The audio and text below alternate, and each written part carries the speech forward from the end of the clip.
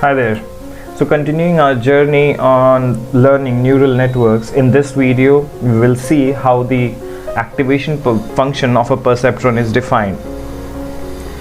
So as we already saw in our last video that for logistic regression the output function looks like the target value of yi equals to sigmoid applied upon the respective normal values related to each of the features of the data set at hand, and we add an intercept. We take the sum of all such wj xij's and then we add the intercept value to it. Also, we saw that for a perceptron that the output function is defined as the target value equals to an activation function f applied upon w1 x1. If you see this is the structure of the perceptron. I have drawn it for quick reference.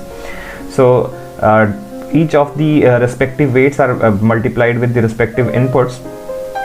So w1 xi1, w2 xi2,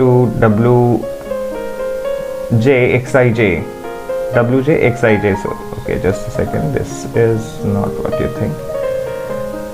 So this is wj xij. So w1 multiplied with xi1, w2 multiplied with xi2. Okay, I have placed the xi. If xi is the data set at hand, then if xi is the data set at hand, then xi1 is the input. If xi1 is the input from the first feature, xi2 is the input from the second feature of the same data set, xij is the input from the jth feature of the xith data set at hand. Similarly, if we have, say, let's say d dimensions of our data set at hand, then the last input will be wdxid, and we'll sum up all these inputs and add another input in a perceptron to showcase the intercept value. What we do is we add an input initialized with value 1 and we put a weight b on it, and after that, if you see, if we generalize this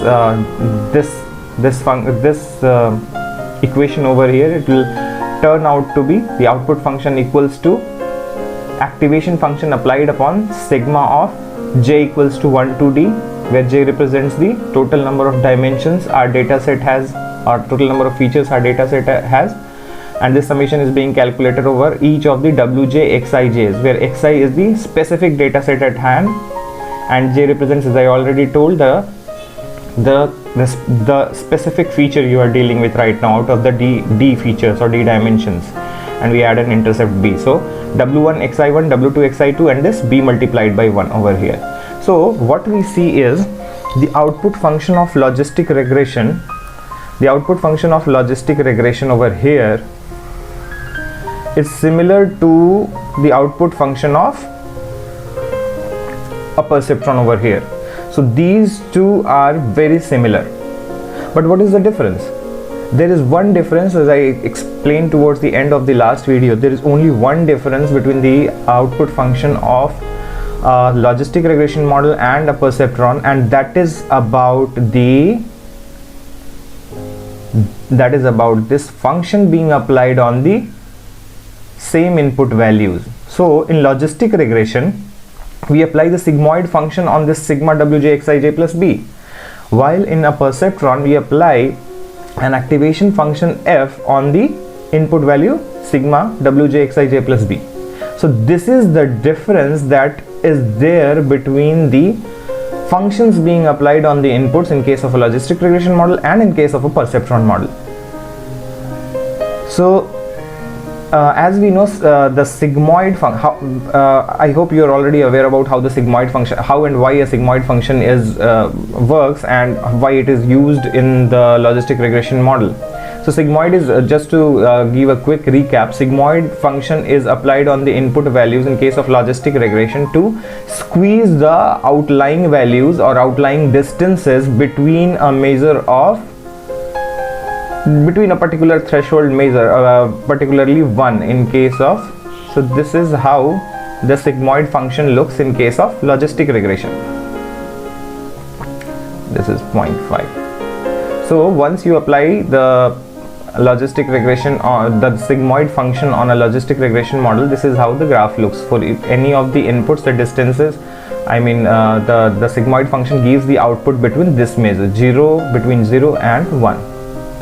So in what happens in a perceptron is, if you look at the activation function of a perceptron, the activation function of a perceptron looks like this. For all the values, okay, let's have a quick look on the activation function of a perceptron. So over here, I again you can take a note of it. I have again created the structure for a quick reference of a perceptron, and here again I have mentioned how all the awaited inputs are summed up before giving input to the activation function. Why an activation function is represented by this symbol, we'll see it ahead. So let's continue. Okay, so if you see here, a perceptron's activation function, how is it given as? A perceptron's activation function gives the output 1 whenever the W transpose xi plus b value is greater than 0. So here you have, on the x-axis we have W transpose xi plus b. This axis represents W transpose xi plus b, and this axis represents fx, or the activation function, perceptron's activation function f. So what happens is, whenever the value of in all other cases, whenever the value of W transpose xi plus b is not greater than 0, then at all other cases, that means for all the cases where W transpose xi plus b is less than 0, and when the W transpose xi plus b value is equal to 0, everywhere the fx value, or the perceptron's activation function, will give the output as 0. However, as soon as the W transpose xi plus b value becomes greater than 0, it will start giving the value of 1. So this is the reason that the activation function of a perceptron is represented as this. You will see it on many websites or perceptron. Wherever you will see a perceptron structure, they will mention they mention the activation functions like function like this. So in neural networks, there are multiple kind of activation functions used. It's not just this thresholding function that is used.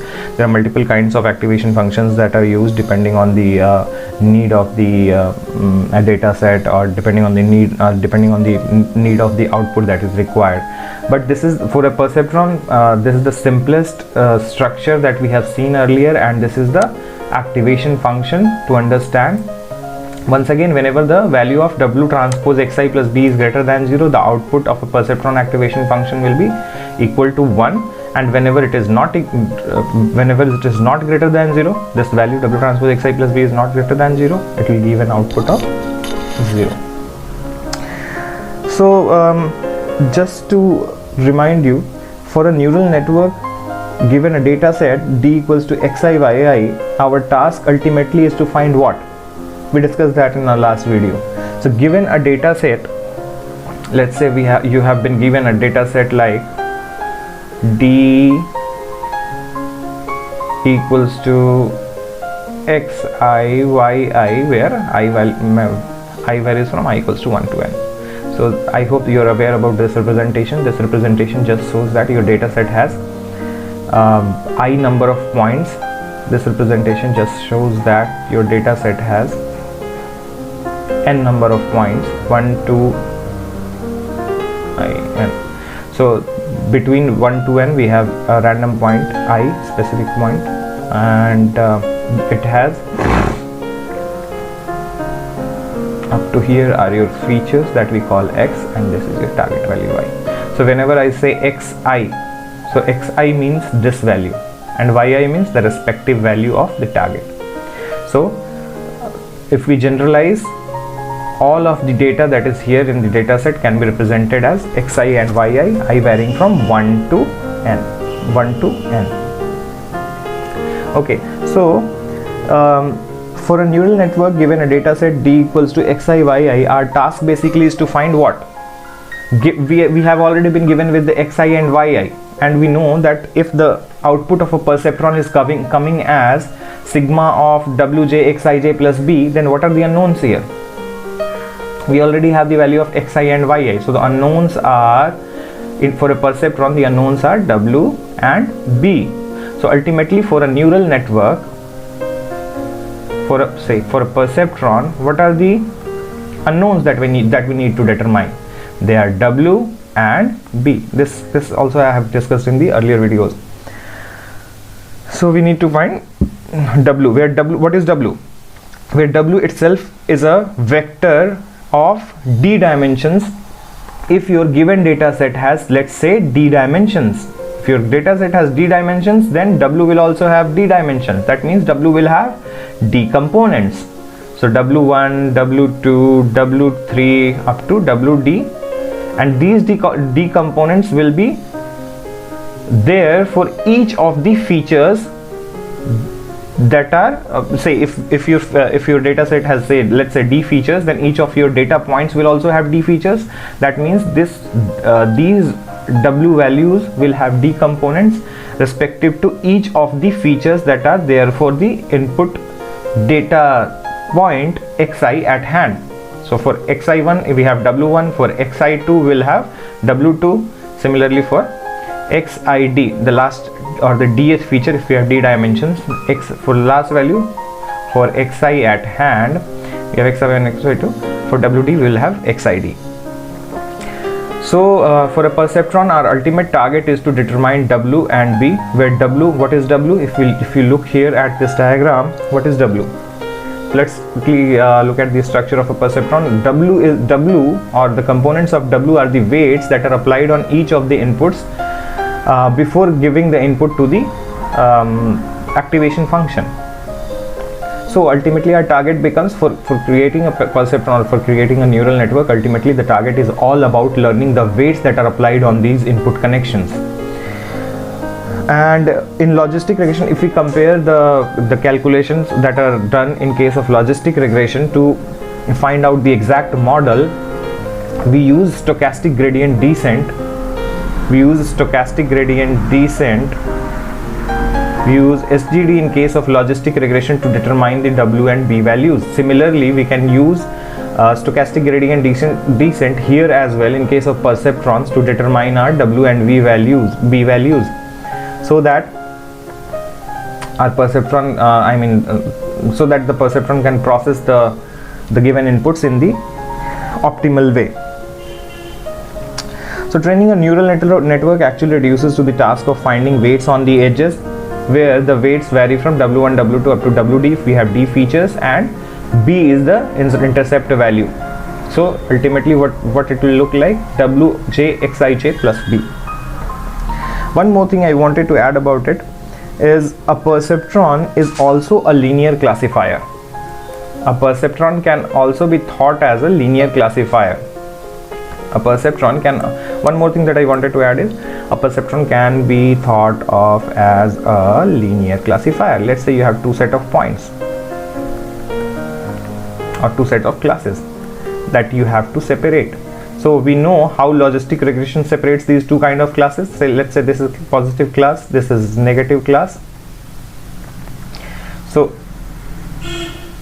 how does logistic regression separate this? Just a second. So how does logistic regression separate these two set of classes? Logistic regression tries to find out the best W values, that is the normal value based on which the best separating hyperplane pi is calculated. Logistic model, in the simplest way, it just works on finding out W star, optimal W, and B values, the intercept values, so that a plane pi with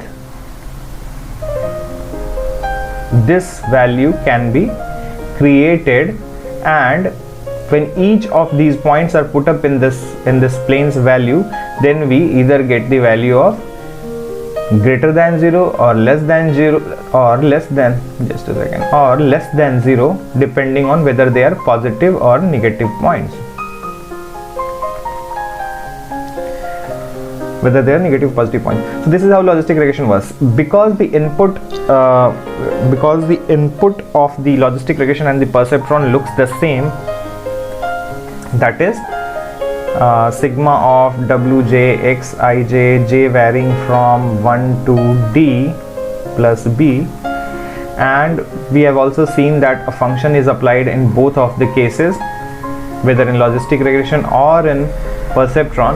So therefore even a perceptron can be used to separate such two classes of point linearly, the way logistic regression works. In logistic regression, we used a sigmoidal function to squeeze the points that move too far from the plane and act as outliers, while in perceptrons we don't need to squeeze those points like the outliers which have, say, very high distance over here, like this point. In perceptrons we don't require this. In perceptrons we directly apply the activation function over the same set of inputs